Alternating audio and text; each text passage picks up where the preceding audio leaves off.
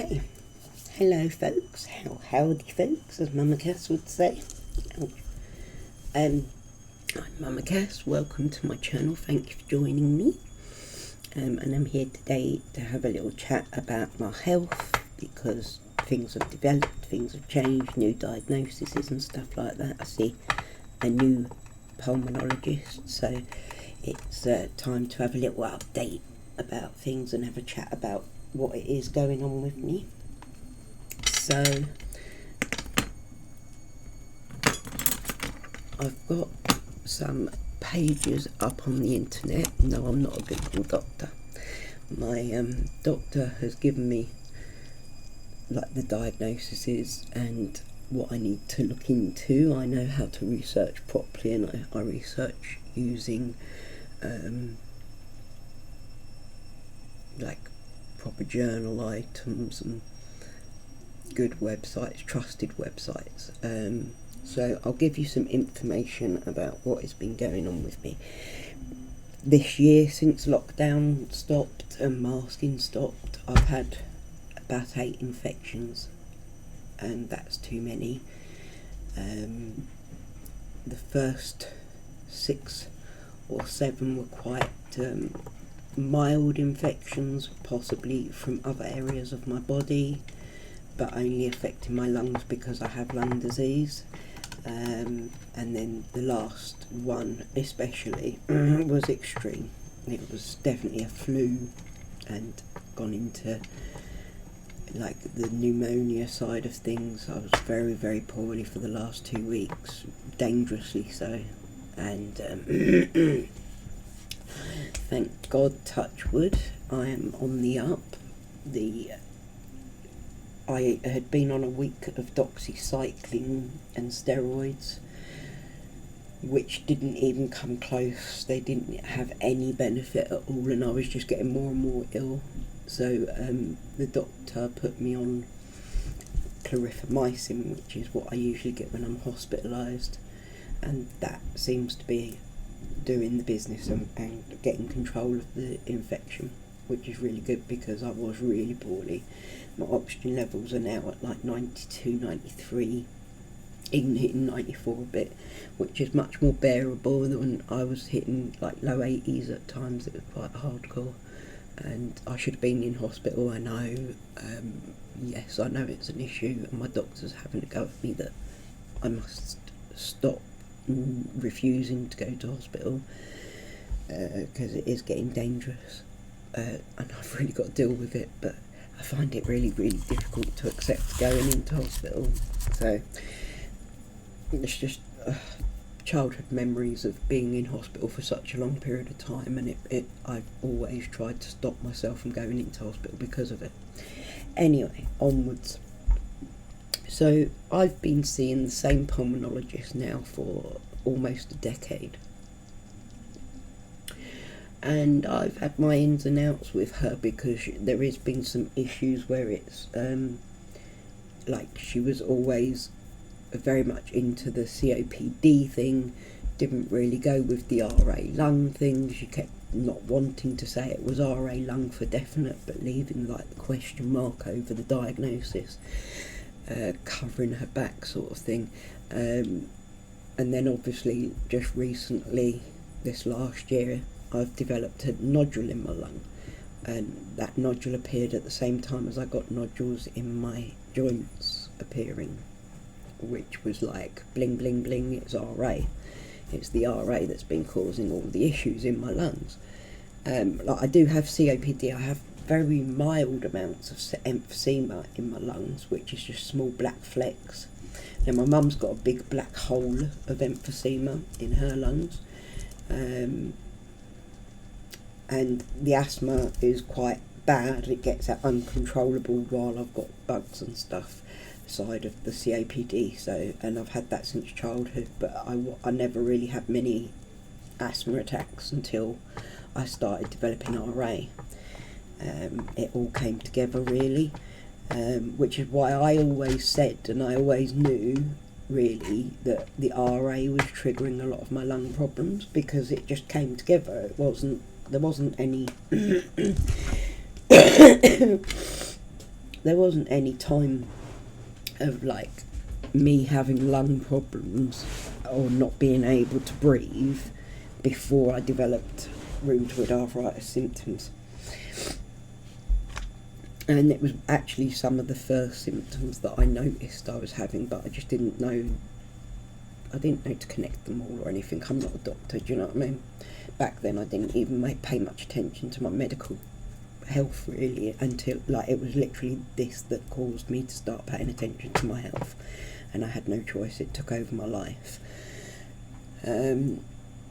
So anyway, now this new pulmonologist, I'm impressed. I've walked into the office and like I went to see her because of the fact that I've been so ill. Like, I was meant to see her anyway, but I was meant to have a phone call consultation with her. I went to see her because of how bad my lungs have been the last couple of weeks. She thought it was like important to see me as well, and I was a bit concerned that I might be getting a pleural effusion with this bug, but I think I'm doing all right at the moment. But I felt like I was drowning on the inside. It was like there was loads of fluid in my lungs. It was bubbling away, and I take a lot of medication. I take like 7 tablets a day that are to try and keep the fluid mobile on your lungs. So I was really struggling for a couple of days there. I thought something much worse was going on. Anyway, there's now no question mark over the rheumatoid lung. It definitely is rheumatoid lung. I'm being treated for rheumatoid lung with the abatacept infusions that treats the rheumatoid and the lung disease side of it. It's the only RA drug that seems to be having any positive impact on rheumatoid lung patients, because it's reducing the inflammation in the lungs as well, whereas most RA drugs can trigger inflammation in the lungs and cause problems. The infections that you get because of being immune suppressed can cause problems in the lungs. There's so many things within RA that can actually cause problems in the lungs and people don't realise. So it can be the medication, it can be the constant infections, and unfortunately it can be the RA itself, the actual process of rheumatoid arthritis. People think that it's just arthritis, that it's swollen joints, and it's not. Rheumatoid arthritis is a systemic disease. It covers every area of your body, and wherever there is synovial fluid it can swell. That includes in your eyes, in your heart, in your lungs. You can pretty much get rheumatoid disease causing scar tissue and inflammation anywhere in your body. And that's not a good thing. That's really not a good thing. Like, if you think about the damage that rheumatoid can do to the joints, when you've seen people with like very damaged rheumatoid joints, now a lot of that doesn't happen anymore because of the new medications that are about. You don't get that permanent horrible damage very quickly anymore because you're being treated with very strong drugs. But if you imagine that can happen in your joints, then what can happen in your organs when that sort of inflammation is occurring in your organs? And that is why rheumatoid can be a killer. So yes, the nodule in my lung, they do believe at the moment, I'm about to have a scan to check whether or not it's grown. If it starts growing crazy, then of course there's the chance it could be cancerous, but we really don't think it is cancer. We think it is from the rheumatoid inflammation. It's left a nodule behind, the same as it's left nodules in my joints. The scar tissue in my lungs has been a problem for such a long time. It shows up and it obviously gets worse when I've got infection, because inflammation and scar tissue basically look the same on an x-ray. So it's sometimes hard to know, is this like permanent scar tissue or is this inflammation right now? But even if it's inflammation right now, it's going to lead to permanent scar tissue eventually. And that's what's caused the RAILD, which is in this area of my lungs, right? This is the important thing. Rheumatoid lung, now I've got this this diagnosis is rheumatoid arthritis interstitial lung disease, and that is the basis of my lungs. The main body part of my lungs has scar tissue and nodules caused by the inflammation from rheumatoid arthritis. That has been something we've been coming to understand over the last couple of years. Like, there was ups and downs, yes and no's. Some doctors thought it was, some doctors thought it wasn't. Really, it's just been a very big waste of time where I could have been being treated for it, and maybe I wouldn't be where I am right now. As I've said in the past updates, my lung function in the last year has declined from something like, I think it was about 85% at the beginning of the last year. I was doing really quite well considering what I've been going through with these diseases. I have the COPD diagnosis. I have organising pneumonia as a diagnosis. I have asthma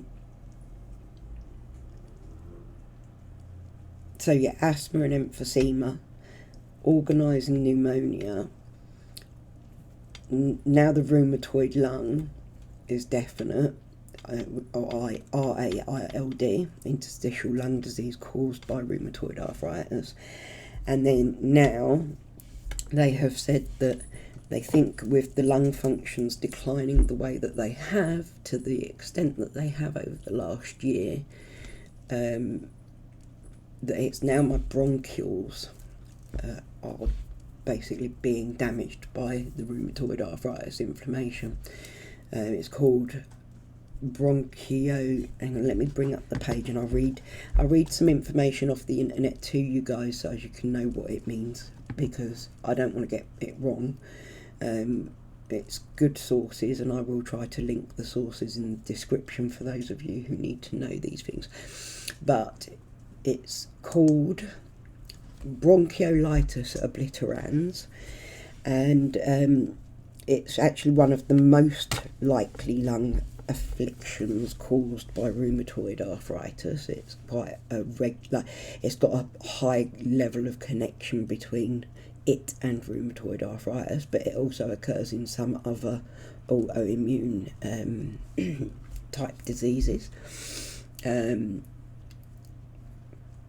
Basically, the tubes going into my lungs are now permanently damaged, and the doctor said that I have to understand that it's very unlikely I'm ever going to regain the lung function that I've lost over the last year. The lung function that I've lost over the last year has gone from about 85% lung function to what is now 34, or was at my last test 34%. So I'm running at about a third of the normal lung function of a normal person. And that's, so that's quite a lot to deal with. It's not very easy living with this constant not being able to breathe. I feel like my lungs are cement. I get a lot of lung pain all the time. It's horrible. I used to just get pain up under my on my lowest lobe on this right side. That was where I always have had pain from my lungs, because that was where the initial scar tissue started developing, and that in the first instances of my hospitalisations.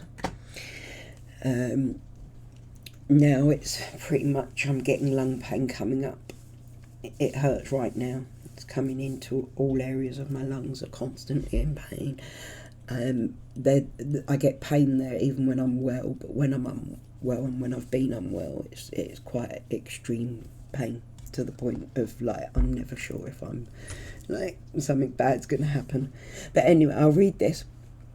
This is a journal article, PubMed, which is a great site for any medical information that you want. It can be, you've got the long terms and medical words that you need to sort of have some understanding of if you're going to live with these kind of diseases. So, rheumatoid arthritis is the commonest connective tissue disease associated with bronchiolitis obliterans. It's not the most common RA lung disease. It's actually like very rare disease in itself, but its main cause, its best known cause of the diseases is rheumatoid arthritis. That's why I wanted to read it off the internet, because I don't want to get it wrong.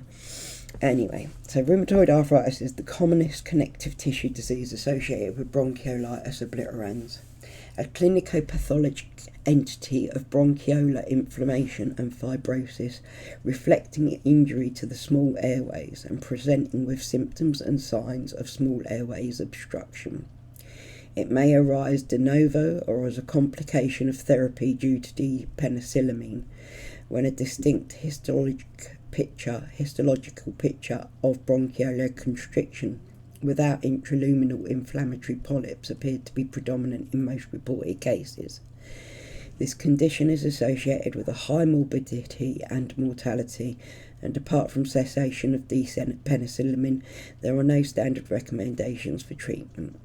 Response to various immunosuppressive agents, including corticosteroid, azathioprine, which is the medication that they are about to start me on. I'm waiting till I finish this course of antibiotics tomorrow, and then I start azathioprine, and cyclophosphamide, had been variable and unsatisfactory. We report a case of bronchiolitis obliterans in a Chinese female treated with penicillamine for rheumatoid arthritis, with the first documented response to corticosteroid alone, and review the literature on this subject. Let me go into some of the other ones. Now, this is a condition that happens in a lot of people that have had a lung transplant. Apparently, like almost like a huge amount of, I won't give a definite percentage, but a huge amount of lung transplant patients will develop bronchiolitis obliterans within 5 or 6 years of having a lung transplant, which seems a big shame, a horrible shame. So bronchiolitis obliterans, organising pneumonia and rheumatoid arthritis. That's me. That's 3 of my conditions in one go. The case of a 68-year-old woman, I wish I could get to 68, I really do, who presented with dyspnea, which is breathlessness, and upper lobe pulmonary infiltrates, and shortly thereafter developed seropositive erosive polyarticular rheumatoid arthritis. That's what I've got, the type of rheumatoid I've got, is presented. An open lung biopsy to evaluate. See, I've never been allowed an open lung. I've never been allowed a biopsy because it would be too much risk to me. To evaluate progression of infiltrate showed bronchiolitis obliterans organising pneumonia, known as BOOP. So I guess I've got that as well. Like, it's like that because I've had the organising pneumonia diagnosis for quite a while, and now I've got the bronchiolitis obliterans, so I guess it's BOOP I've got. Both lung and articular disease responded rapidly to corticosteroid therapy. That's prednisone steroids. See, steroids save me every time, but they're also steroids. We won't get into steroids now because steroids are a double-edged sword, but they've saved my life so many times. And they are saving my life right now. I know they are. It's the only thing that's keeping my lungs from bursting out of my rib cage, I think. Because that's how it feels, is that my lungs are pushing against my ribs, like with the swelling. Both lung and articular, interrelationships between BOOP, bronchiolitis obliterans, and interstitial fibrosis, which is what I've got as well, with connective tissue disease, are discussed. That's interesting. I wish I could get more information from these journals, because I do love the journal. Like, the best way to research is through journal and these documents of actual doctors working on these cases. Anyway, I'm going to go back because there is a website called therheumatologist.org that has an article about it, so I'll read this because the rheumatologist is a good website for all rheumatoid patients anyway, and I think anyone that's got rheumatoid would benefit from having a look around on it, following them on social media and that. I'll try to remember to link all of these websites in the description below. See, I get pain. This is an article from January 2020, so that's nice and relevant because obviously things change in lung disease very rapidly at the moment. It's one of the biggest killers and it is being looked into more, but we don't get the best support for lung disease compared to like heart disease and cancer, so anyway, that is what it is. A 59-year-old woman with rheumatoid arthritis presented to our pulmonary clinic for progressively worsening dyspnea of 5 years duration. She described progressively worsening dyspnea after a few minutes of walking on level ground. In addition, she noted worsening pain and morning stiffness of the wrist, knees and metacarpal phalangeal joints. Those ones. Is it those ones? Yeah, those ones. With subcutaneous nodules, which is what I've had. She denied fever, weight loss, cough, chest pain, palpitations or orthopnea. She was diagnosed with RA 7 years earlier and initially treated with prednisone, followed by adalimumab and methotrexate. Subsequently, her therapy was changed to tocilizumab monotherapy, which I've done as well, which had been administered for the prior 4 years. 4 years before presenting to our clinic, she had also been diagnosed with chronic, same as me. 4 years before presenting to our clinic, she had also been diagnosed with chronic obstructive pulmonary disease, COPD, on the basis of abnormal pulmonary function tests. She had a 5-pack year smoking history, but had quit smoking more than 20 years before. See, this is the thing, is that once you've smoked, you go in for anything to do with your lungs and the doctors are going to go on to the smoking side of things. And I think for me and a lot of people in my boat, like with connective tissue diseases and stuff, we've been left and ignored where we've really needed treatment, and it's really unfortunate that once you've got that COPD diagnosis, it's like a block. They don't want to look at anything else, they don't want to describe it in any other way, and they don't want to treat it. So anyway, for the COPD, she was treated with inhaled tiotropium, fluticasone and salmeterol, which is the same as me, and albuterol, but experienced little symptomatic relief, the same as me. An examination revealed bilateral faint inspiratory crackles, which is crackles when you breathe in, on both sides, with no wheezes or bronchi. I'm presenting with wheezes and bronchi and crackles, but I think I'm looking at the forms for what is the worst and what is the best to have. I'm at the worst, I'm at the final stage of this disease, unfortunately, because my lung function's declined down to 34%, and anything under 50% is considered like stage 4. I think it's stage 4 anyway, we'll get to that bit. Her she had tender and boggy wrists, MCP joints and knee joints. A serological evaluation was initiated and 40 milligrams of prednisone daily was started. Everything's always steroids and it just buggers everyone up. Anyway.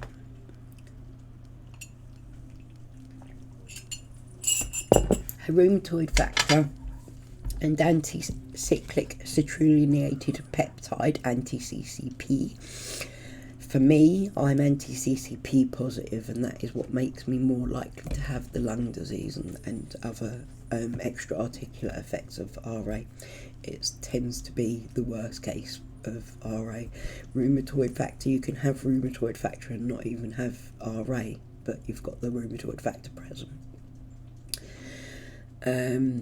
They were both above the level of detection at more than 650 IU per mil for RA and more than 200 U per mil for anti-CCP.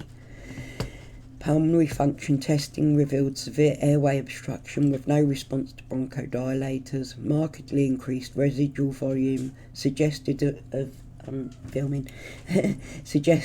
significant air trapping and relatively preserved diffusion capacity for carbon monoxide, which is what I'm like.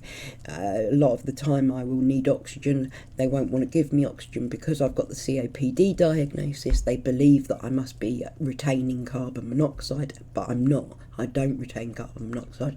I don't present as a typical COPD patient. My disease progression has been completely different from a typical COPD patient, but every time I am treated for my lungs, I'm initially considered as a COPD patient, and it's only once I've had the scans and that they then go, oh, we've got other stuff going on here. At times I've been refused oxygen because they say, oh no, what if you're retaining, we'll poison you with it. And I need the oxygen. My normal oxygen levels are pretty good, even though my lung function is so low. My oxygen levels are usually fairly good if I'm healthy. Hang on. Anyway,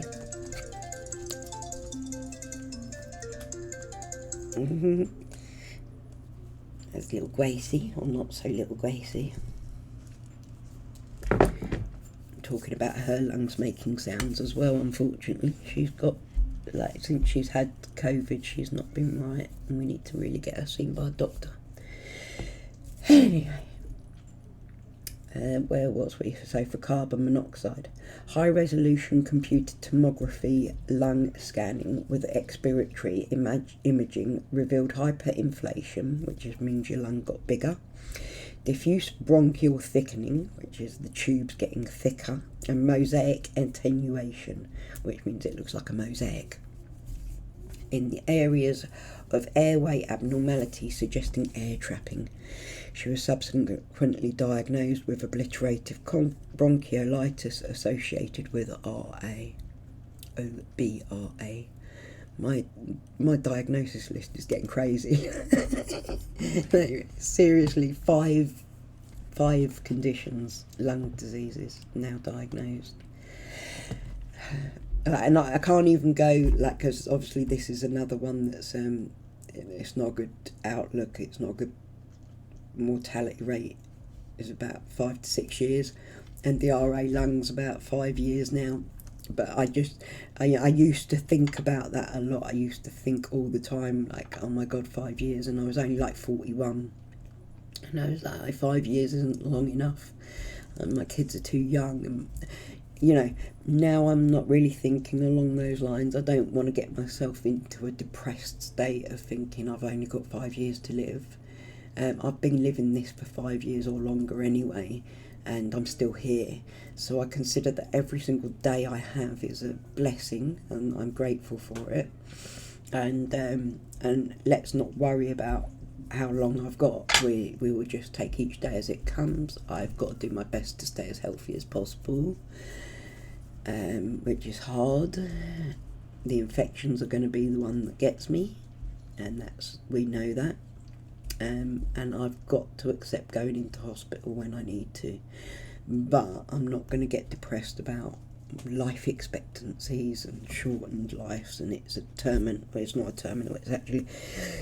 a life-limiting disease, the same as rheumatoid lung is, so I was already there anyway. Let's not worry about that, you know. But at the same time, it's kind of a shocker to have another one diagnosed and to deal with.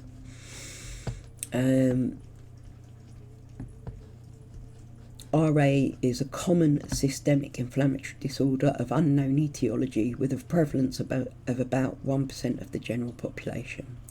Extra-articular manifestations are common, leading to progressive disability, and are associated with increased mortality and socioeconomic costs. Pulmonary complications of RA are numerous and include interstitial lung disease, bronchiectasis, chronic bronchitis, pulmonary vasculitis, necrobiotic lung, nodules, and pleural effusion fibrosis. Together, these are a significant cause of death in patients with RA.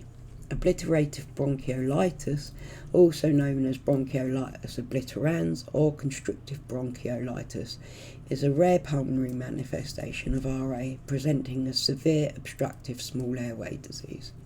The occurrence of OB is not unique to RA and has been found in various clinical settings, including toxic inhalation, Sjogren's syndrome, and following pulmonary and stem cell transplantation, suggesting OB as a final common pathway of airway destruction rather than a distinct clinical entity. It feels like as if it's a case of the RA has done so much damage within my lungs now that it's now moving into the airways. I wonder where it will go next. Will I start having heart problems? I don't know. But heart problems are obviously another big cause of death in RA. So it's very interesting to read into. People treated with gold salts might develop it. It's a condition out of RA. If it was diagnosed without RA as being the cause, the people of they are connecting it to smoking, vaping and smoking weed can also be a problem with it. So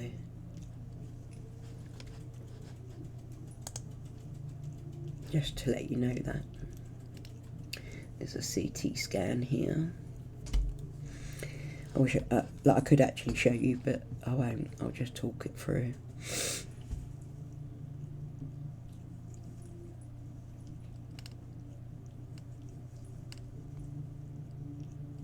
Yeah.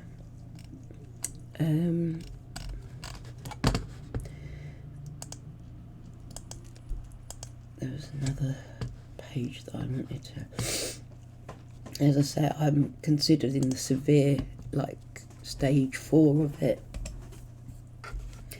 because of, like, here. This is another journal page. Characterisation of severe obliterative bronchiolitis in rheumatoid arthritis. The characteristics of patients with rheumatoid arthritis who develop obliterative bronchiolitis, characterised by severe airflow obstruction, have been hitherto poorly investigated.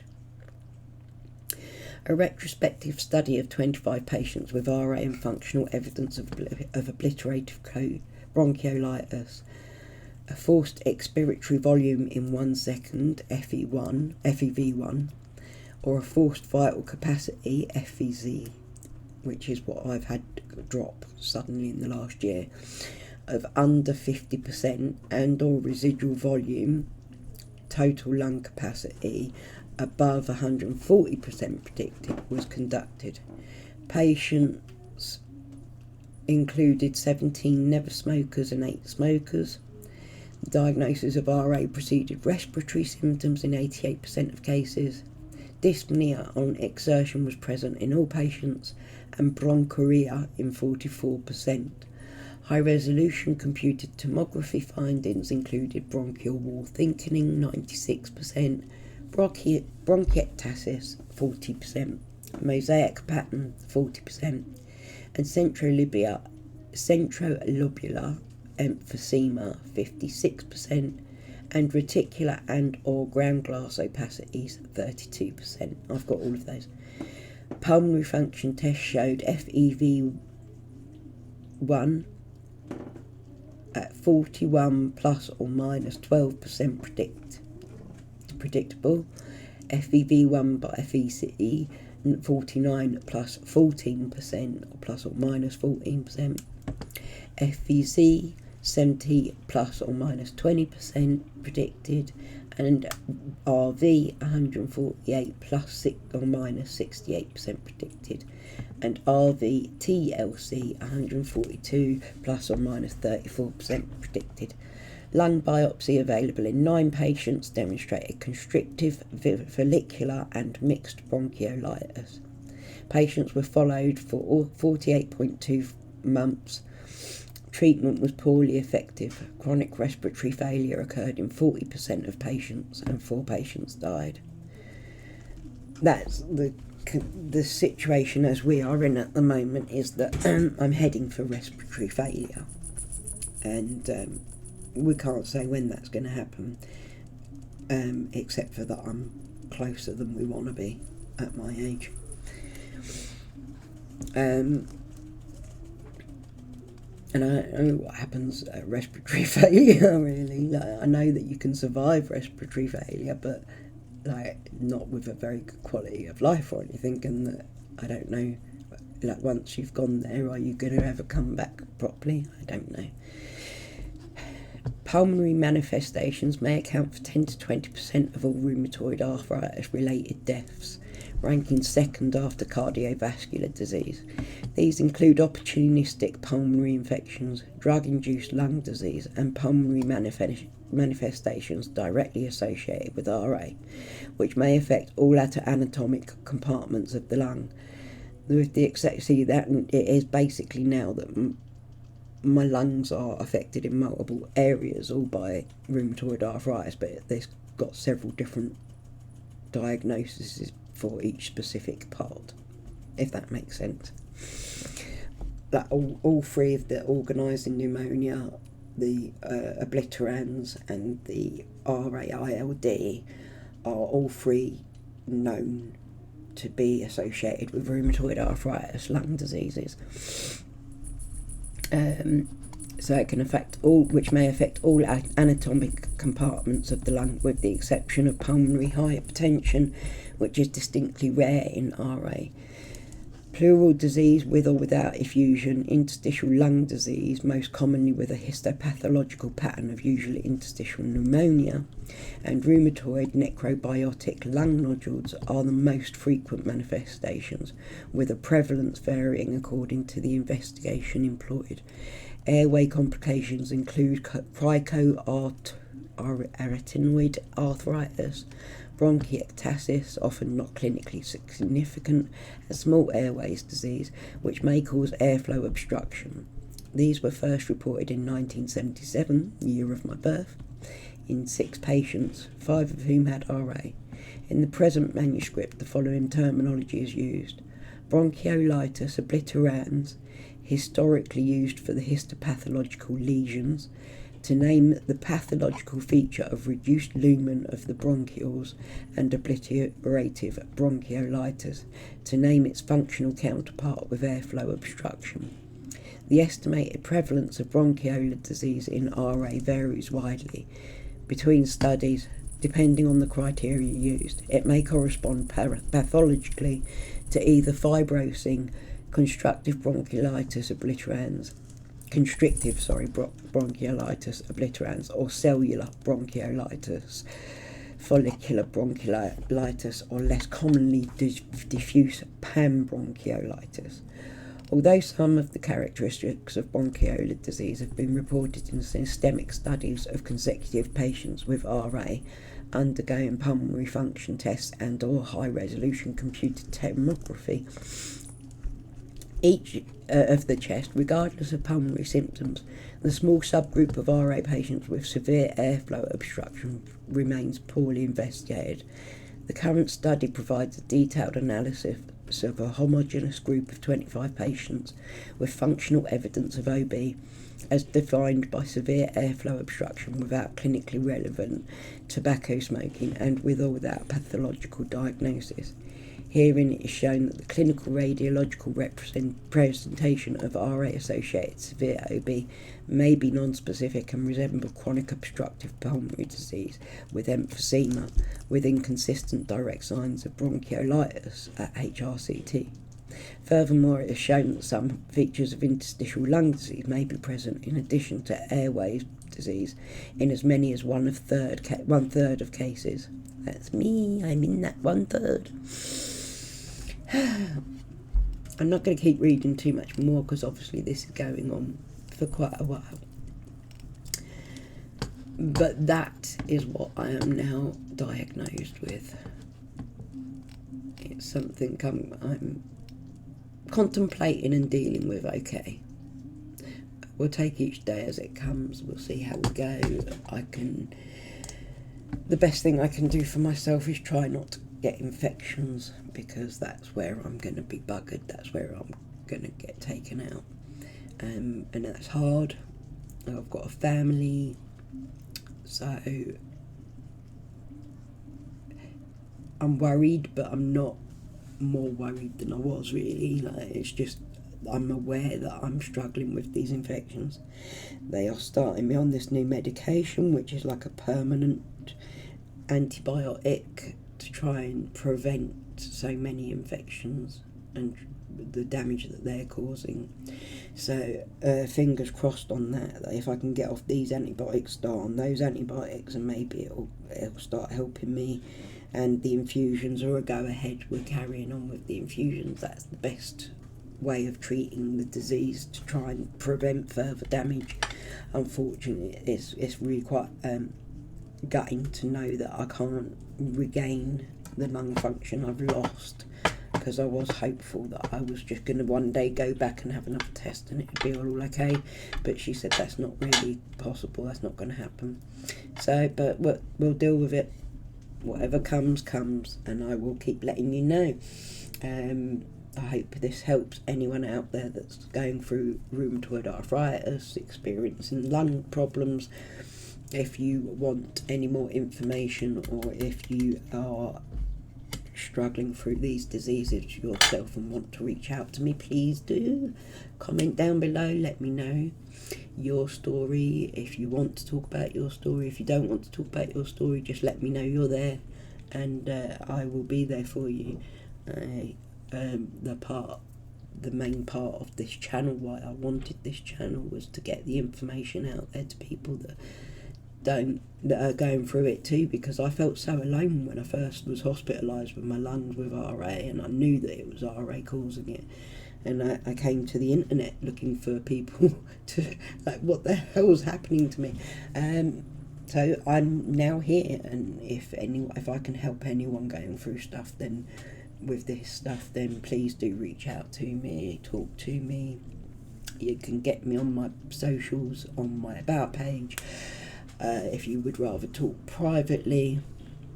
And that's about it for today. I'm getting better, I'm doing okay. I wanted to update, and I wanted to explain what obstructive what's it called? See, I keep getting it wrong. Bronchiolitis obliterans is, and there's another rheumatoid lung disease. I can't believe I've got like so many diagnoses for my lungs. It's madness, isn't it? Anyway, this is my life, my crazy life with RA, and I could never have believed all that has come about from having rheumatoid arthritis.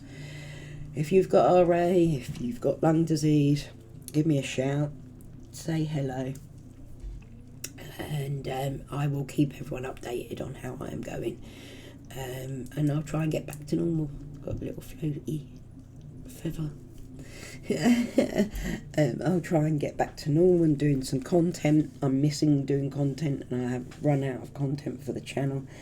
I've got a load of editing that I can do though, but I wanted to come and explain everything, and I hope it helps whoever is out there going through it too, whether it be now or in the future. Okay, alright, thank you for joining me, guys. Those of you who are my friends and they're supporting anyway, I love you all. Hey buddy. No, you're a handsome boy. Buddy says hello. So yeah,